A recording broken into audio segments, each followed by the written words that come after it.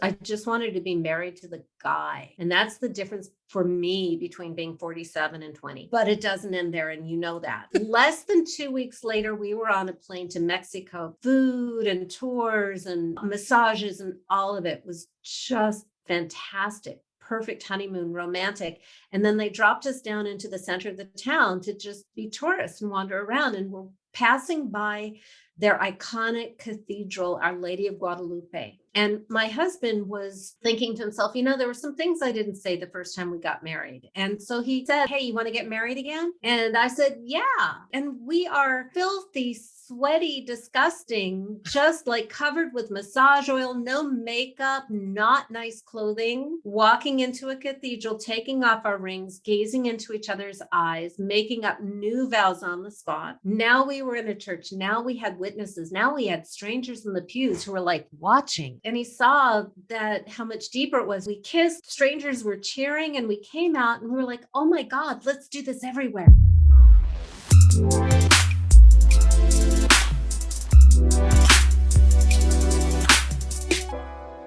Well, hey everyone, welcome back to part 2 of my interview with Morgana Rae. If you'd like to listen to interview number 1, just flick back to the last episode 42, and you can go to the show notes for the last one at rebellove.com/EP42.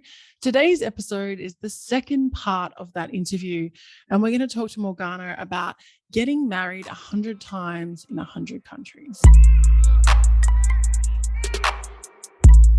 In a previous conversation that you and I had, you actually mentioned getting married for the first time when you were 45. 47. 47, sorry, excuse me. And let's talk a little bit about that. We've talked a lot about your money monsters and your money story and your money honey, which is just so useful. But yeah, you also have other really interesting story with your love life. So let's talk a little bit about that. Did you make the decision? You did mention as well, just previously in this podcast, that you had a not so great relationship for 45 years. What happened there? Well, I've been like chasing, yes, some people are fine single, and those Disney princess movies were like my gospel.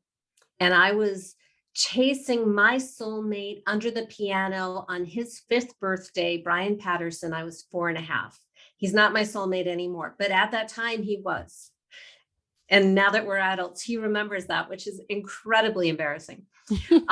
So I was on the hunt. It's not an accident that like my money was a cute guy.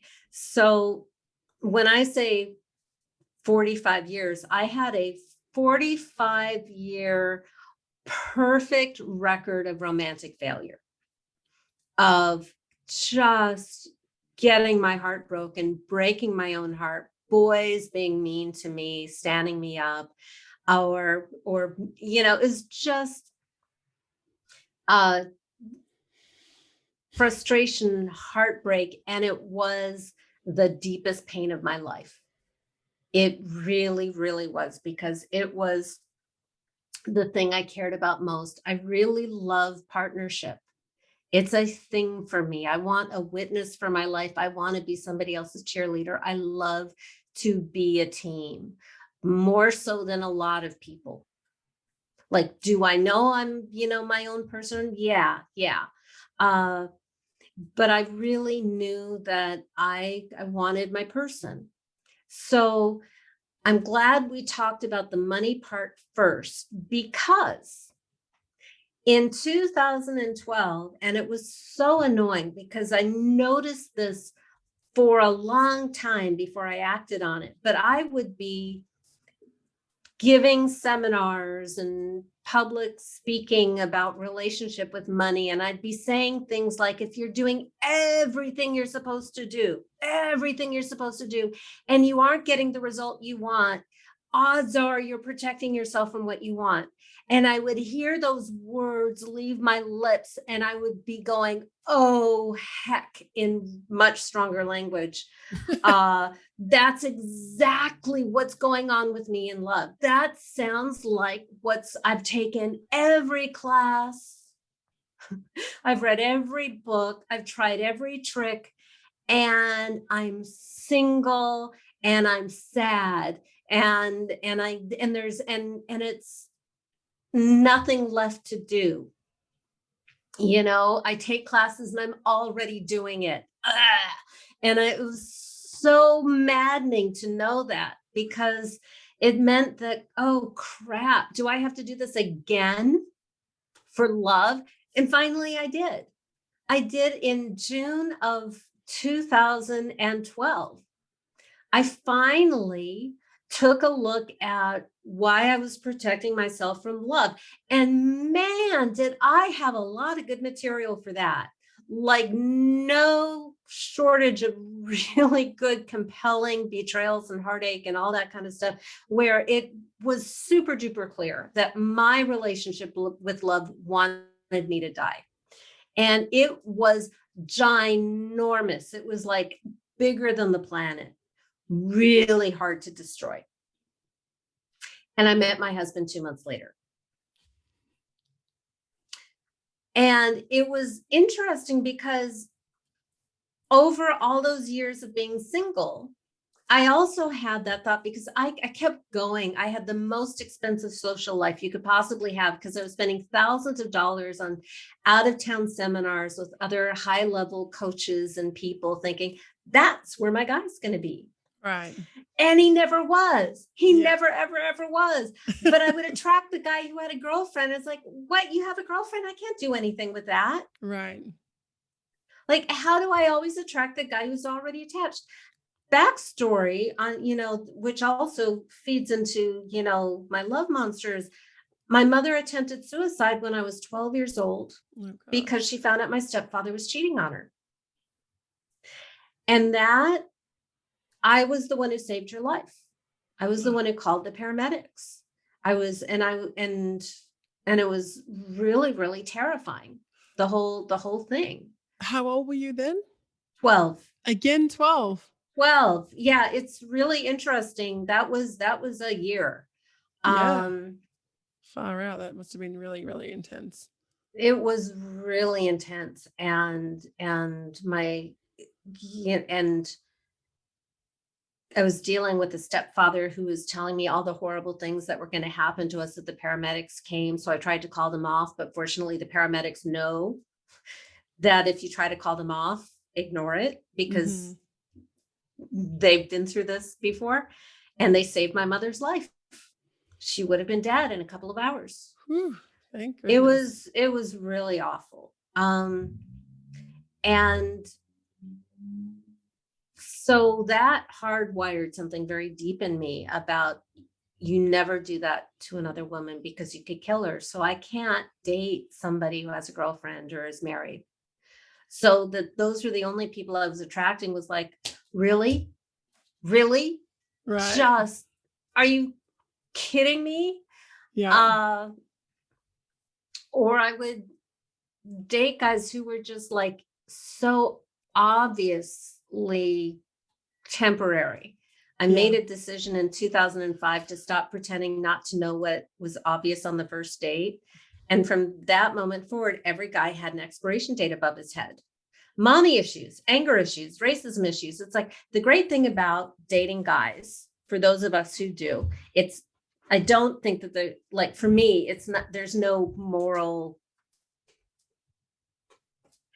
aspect to it. It's not superior in any way. But in a way, it's easier because guys are obvious. Like, they are not subtle. And whatever it is you're going to break up over, they're going to let you know on the first date if you're willing to pay attention and be honest. Especially if you ask things like a bit, I would just use my coaching superpowers and go, so why did you get divorced? I would just ask the nosiest questions that I thought would be useful to know, and then see how they answer. And like, okay. And occasionally somebody might be, okay, this is not the guy, but he's really nice. So it might be a good exercise to be with somebody who's nice to me. And without fail, it would always end at 3 months. So it's like the hand of God. And I'm not even a big God believer, but it was like the hand of God was making sure that I was single for when my person showed up. as much as I didn't want it. God, I didn't want it. I wanted my person. I really love that reframe though. I think that just really hit me, like making sure I'm single so that when the right person comes, I'm ready. Oh, but I was that's so just gold. lonely. I was so lonely. I would just cry. I feel you. Yep. I would cry. I'd lose hope. Yep. Yep. You're not the only one. That's definitely a common story. Yeah.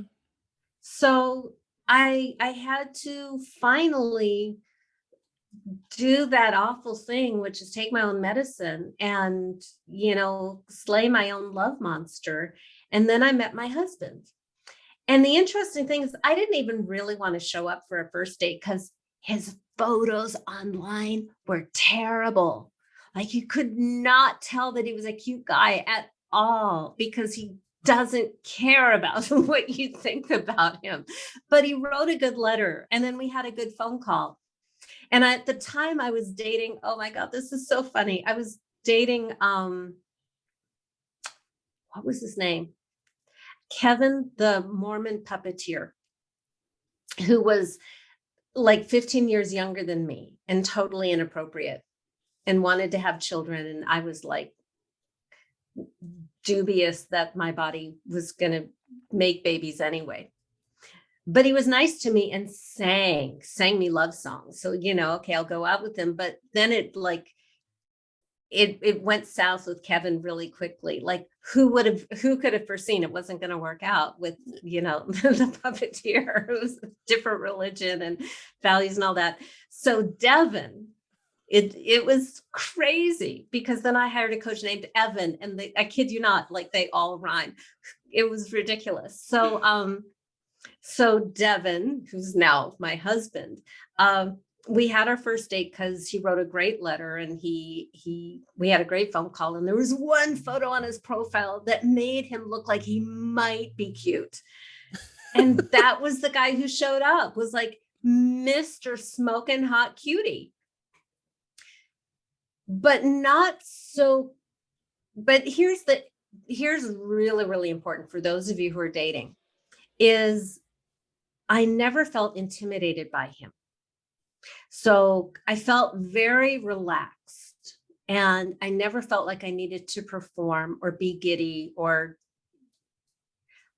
all the horrible nonsense that I've done so many times on dates. I was just really relaxed, and we could talk about anything. And I really didn't care whether he liked me or not, but I thought he was cute and I felt safe. And that's a really big tell. So the first date lasted 6 hours. And I asked him why he got divorced, because he had been divorced. And I really like what he said, which is, he said that my ex-wife is a lovely woman. She's a wonderful woman, and she didn't love me. That is a really good sign that he spoke about her like that. Yeah. And by the way, I had lunch with Devin and Devin's daughter and Devin's ex-wife, who's not the mother of his daughter, but has been in his daughter's life a really long time. So his daughter invited her to my stepdaughter's graduation lunch, which is totally appropriate. Yeah. And so Julia, Devin's ex-wife, is a lovely woman. She's beautiful. She's nice. She's funny. Like, why wouldn't she be? He picked her. And I'm not worried about her or threatened by her at all, because if they were supposed to be together, they would be together. That's what I always think too. Yeah. What makes my husband wrong for her and what she didn't want makes him right for me. Because they were right in a lot of ways, but not compatible enough.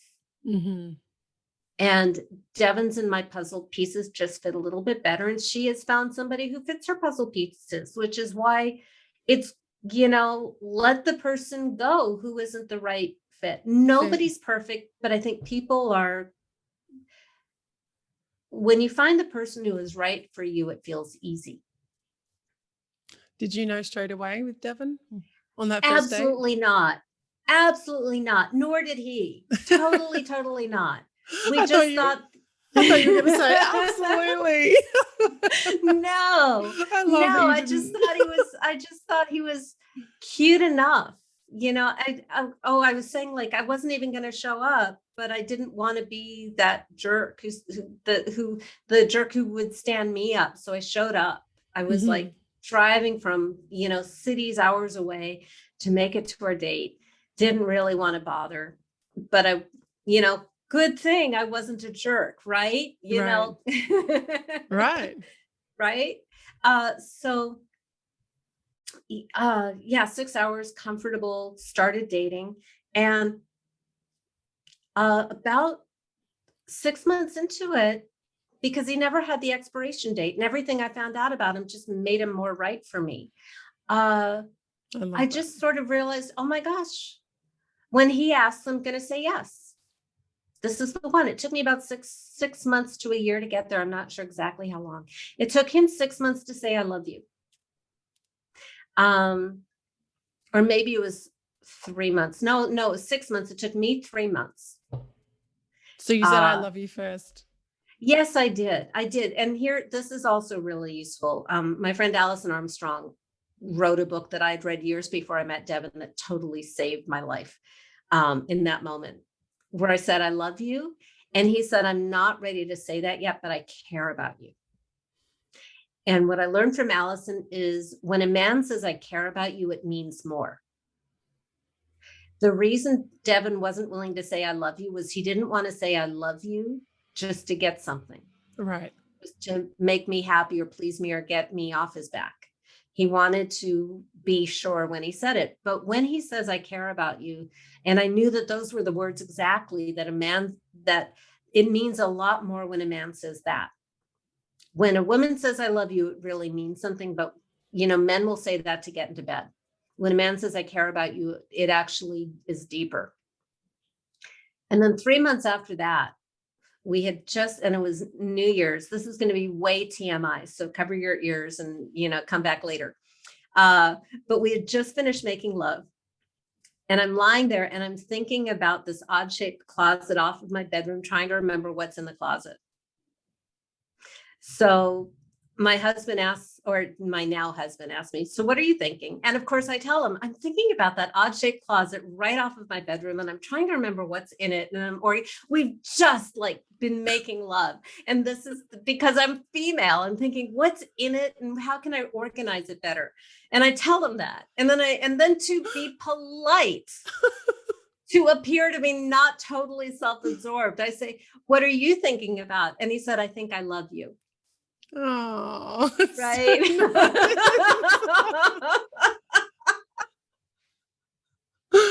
And you're like, oh my gosh, wow. Yeah. I feel like, oh, I'm such a jerk. No, you're honest. I love it.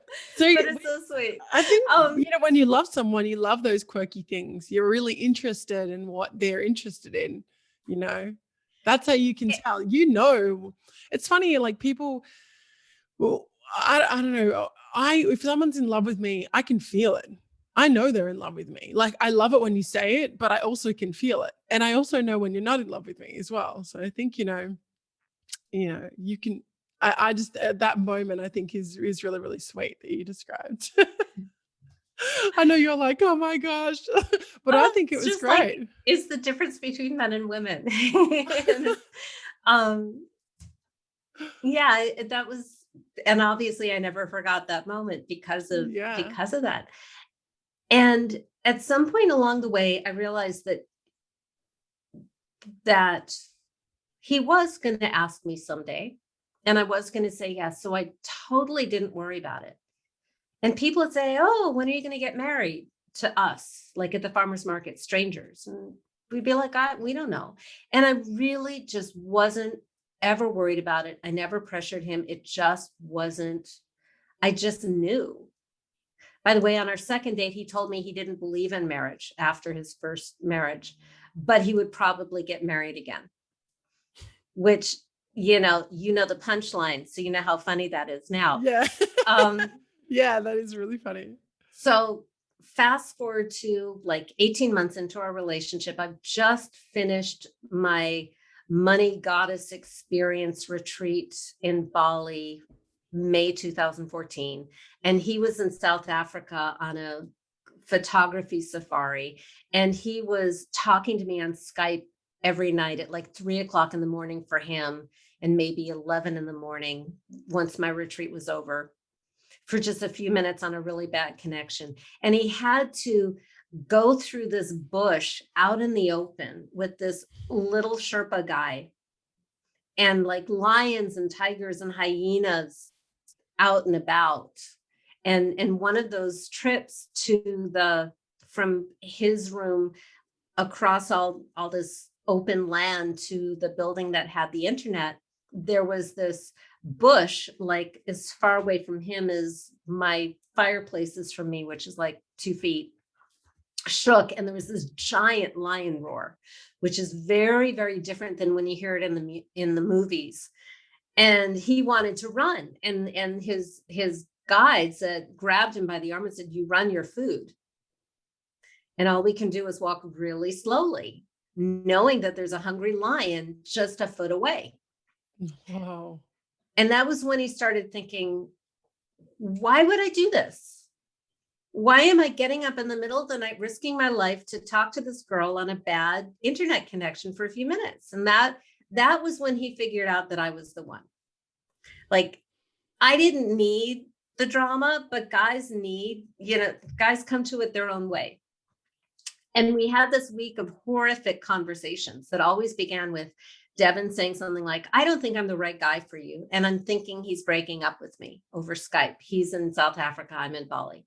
Then next conversation, "I don't think you're the right woman for me." And I'm like dying inside. But he would end every conversation saying, "Well, I really love you. I really care for you. I really want this to work out. That's why I'm having this conversation." And then I'd be like, I can live again. And then after like 4 or 5 days of this hell, the final conversation switched from why it wasn't going to work out with us to let's get married, which like gave me whiplash, because I did not see that coming. I expected it in 4 or 5 years. Right. And I was totally fine with that timeline. And suddenly he's asking me now, and I freaked out, because you don't live to 47 not getting married if you don't have commitment issues. Right. And all of them came up. And I realized how hesitant I was, but I also realized, oh, I've already made the decision. Yeah, of course I'm going to marry you. So I cut my after retreat trip short, hopped an early plane back to the United States, picked up my husband at the airport the next day, and then we eloped. Seal the deal. Bucket list complete. That was it. That was the last thing. And I think, okay, good, done, married. This is great. And then we informed our parents, and then we posted it on Facebook to make it real. And then we went shopping for wedding rings. Wait a second. All right. You eloped. Where did you elope to? Give us in Los more Angeles. details. My husband has a friend who is a reverend or a minister who presided over the wedding of like one of the bachelorettes. I can't remember her name, but she's like the most famous one, like across the street. So he married us. And then we told our parents, and then we told Facebook, and then we went ring shopping. You waited 47 years and then you just eloped. Well, here's my reasoning behind it. When I was in my 20s and I knew my parents were going to do all the work, then I would have wanted the most over the top, ridiculous fairy tale wedding with the princess dress and the Gothic castle. And I would want all of that. But now, since it was me, and I was going to have to like make all the decisions and book the venues and look at the price tags, it just did not seem fun. Yeah. And it seemed like a lot of pressure for a baby marriage. And I didn't want that. I wanted the guy. I just wanted to be married to the guy. And that's the difference for me between being 47 and 20. Mm-hmm. but it doesn't end there. And you know that. Yeah. Then what happened? Okay. Less than 2 weeks later, we were on a plane to Mexico because my husband is a travel writer and had an assignment to cover uh, an amazing hotel in Puerto Vallarta. We stayed at the Marriott, and he was invited. And he told them, "Hey, I just got married." And they said, "And can I bring my wife?" And they said, "Yeah, make it a honeymoon." So they Okay. gave us the most incredible view that I have ever seen in my life to this day. And we've had some amazing rooms, but that one was holy cow, just the whole bay, the mountains, everything below us, just the perfect location in this gorgeous hotel and this, food and tours and massages and all of it was just fantastic. Perfect honeymoon, romantic. And then they dropped us down into the center of the town to just be tourists and wander around. And we're passing by their iconic cathedral, Our Lady of Guadalupe. And if you look at pictures of Puerto Vallarta, you'll see the cathedral. And my husband was thinking to himself, there were some things I didn't say the first time we got married. And so he said, and to him, it was just a goof. It was a lark. It was kind of a joke. He just said, "Hey, you want to get married again?" And I said, "Yeah, absolutely." And we are filthy, sweaty, disgusting, just like covered with massage oil, no makeup, not nice clothing, traipsing around in sandals, and walking into a cathedral, taking off our rings, gazing into each other's eyes, making up new vows on the spot. And I had 13 days of being a married woman, so I knew more about being married than I had the first time. And when Devin said the new vows, they hit me in a deeper place. Now we were in a church. Now we had witnesses. Now we had strangers in the pews who were like watching.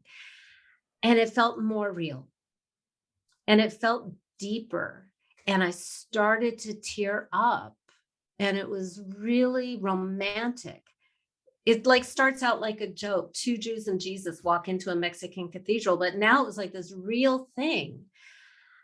And he saw that, and he saw that how much deeper it was. And we kind of, we kissed, strangers were cheering, and we came out and we were like, "Oh my God, let's do this everywhere. Let's get married in yurts and standing stones and mud huts. Let's do this everywhere." And within a day, he came up with this plan to get married 100 times in 100 countries. And we got married 11 times that year, 2014. And some of the weddings, I had no expectations. I went to Ross Dress for Less and picked up a $20 white lace dress because it's easy to pack. That's so great. And I got compliments in Italy how elegant I looked, like my life is complete. So,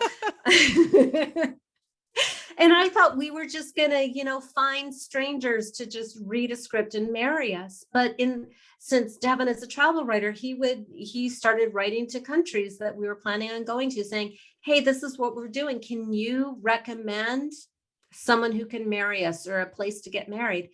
And most of the countries wrote back and said, "Well, this is really cool. I think we can do better. Would you mind getting married in a 1,000-year-old castle in a year-long, or sorry, not year-long, it felt like a year, a day-long medieval ceremony?" And my grandmother co-invented the very first Renaissance pleasure fair back in I think 1963 in the Hollywood Hills. So I grew up in costume. So as soon as Devin is reading this, and we're in Croatia when he's reading this invitation, I'm like, yeah. And we have to change our whole schedule to be in San Marino at the right time. Mm-hmm. We have this pageant with the costumes, and then they knighted the officials of the Republic of San Marino, the actual government itself, knighted my husband. Wow. So we had some really ridiculously amazing fairy tale Disney princess weddings. Slovenia, 1,000-year-old castle above their fairy princess lake with the church in the middle all sparkling. It was my Disney princess moment that I didn't know I still needed. So I got my princess wedding. And so in in 2020, no, wait, that 2020 was last year. Our 20th wedding. I knew there was a 20. So I think that was 2018. Um, we were invited, if I would speak in Manzanillo, Mexico, uh, the event host said, "We'll marry you." And I thought, oh, great. She'll just marry us in the corner in between stuff. Mhm. Okay, great. So I packed accordingly, a white kind of tunic and yoga pants to get married in. Yes, the 20th time. And I show up and it's like way more than I anticipated.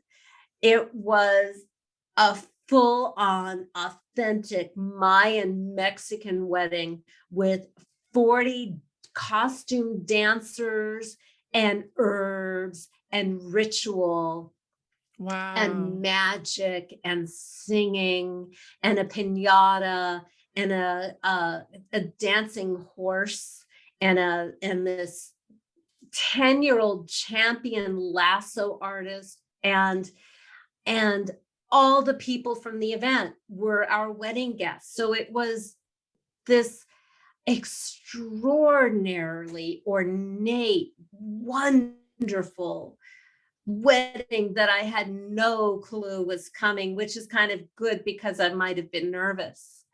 And we participated in all of these ancient rituals and there's something about experiencing love in other cultures and how everybody loves love, but they bring their own traditions and their own values, and you get to be part of it. Just makes the world so intimate. And it's like having families in all these countries. And we got married in this 700-year-old house in Turkey. And I rode in a costume that was like nicked from a museum.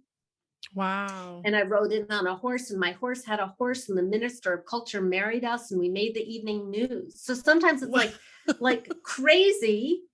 And then sometimes it's like, hey, you behind the desk. Yeah, you. This is what we're doing. Stop crying. No, really, please. Oh my God. Would you marry us? And it's Wow. and at the end of the day, and this is really, so we've been married 25 times in 20 countries. The idea is to get married 100 times in 100 countries, but fully honestly, we'll just keep going because why not? Because Yeah, why it's not? more, we had a really weird wedding in Serbia where my husband has had a friends, like it was his best friend when he was 14, returned to Serbia when his mother got sick. And then he hooked up with Eastern Europe's biggest pop star. And they've been together for years. And since we were going to be in the area, Devin wrote to him and he wrote back saying, you can't come without visiting us. And then suggested we have a double wedding.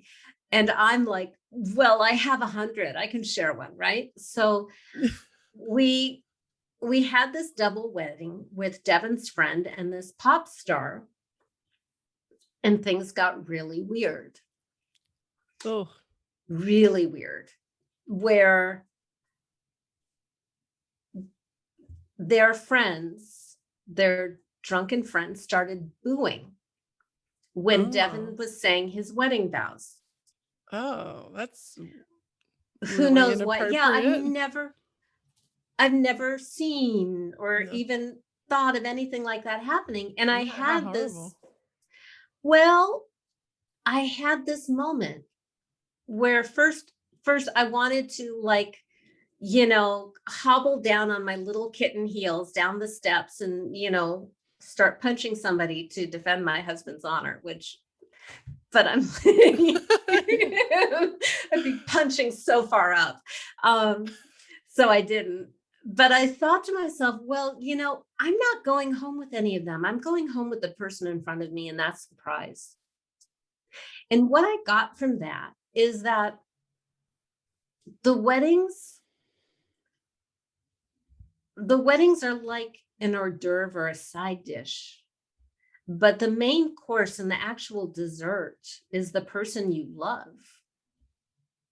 And the danger of having one of those really big, ornate, high pressure weddings going into a marriage is you can forget that it's not about the wedding, it's about the marriage. And for us, whether it's this amazing thing or it's, hey, can you marry us in the cafeteria when nobody's there?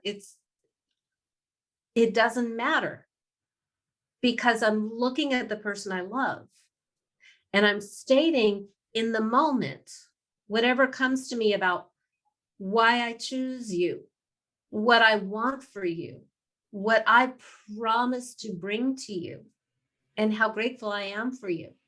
And that's kind of like those are what our vows are made of. And so we just keep choosing each other over and over again. And if you are in a committed relationship, married or not, I would say steal this, do it.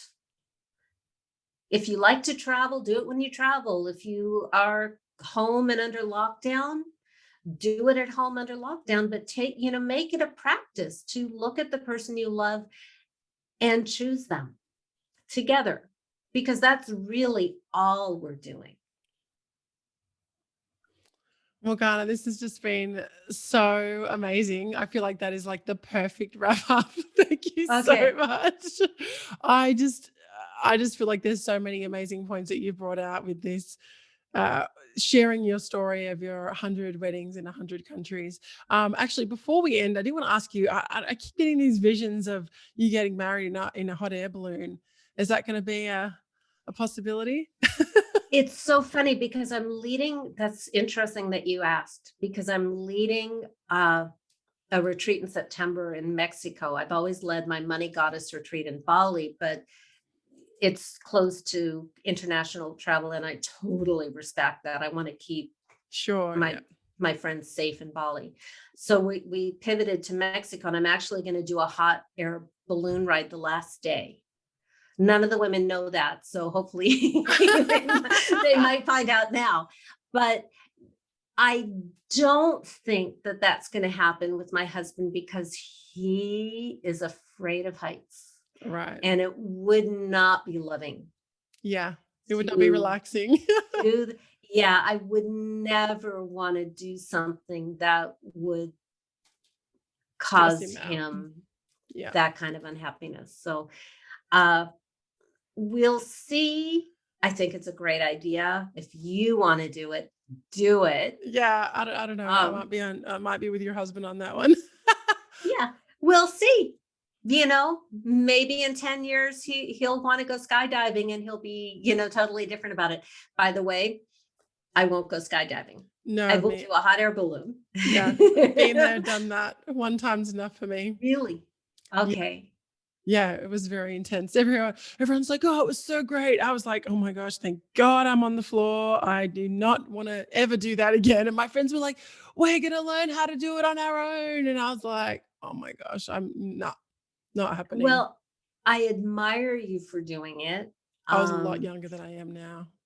yeah, I think I'm gonna pass on that one this lifetime. Yeah, fair. That's a fair call. Probably wise. Morgana, thank you so much for being here. I really, really appreciate all our chats today. If somebody wants to find out more about you, how can they do that? Well, go to morganarae.com. It's really, really easy. It's my name as one word, add a .com at the end. And that's where you can contact me. That's where you can learn. That's more what I'm doing professionally with relationship with money. Although seriously, I have coached people on relationship with love. And I have also found that coaching relationship with money, with air quotes, it's been very, very effective for changing relationship with love too. For more about Devon's and my weddings, You can go to inthenowbride.com and you can see the super cute 3-minute video that my husband cut. He used to be an editor for Miramax, so he knows how to like cut things, of our first 11 weddings. And it's just super duper cute. Awesome. Awesome. Thank you so much. And you can find all the links mentioned in this episode at rebellove.com/EP43. Thanks for listening to the Rebel Love Podcast, the podcast about love, sex, relationships, and money. If you like this episode, please support us by subscribing and leaving a review on your favorite podcast platform. And find all the details of this episode and more at rebellove.com/podcast.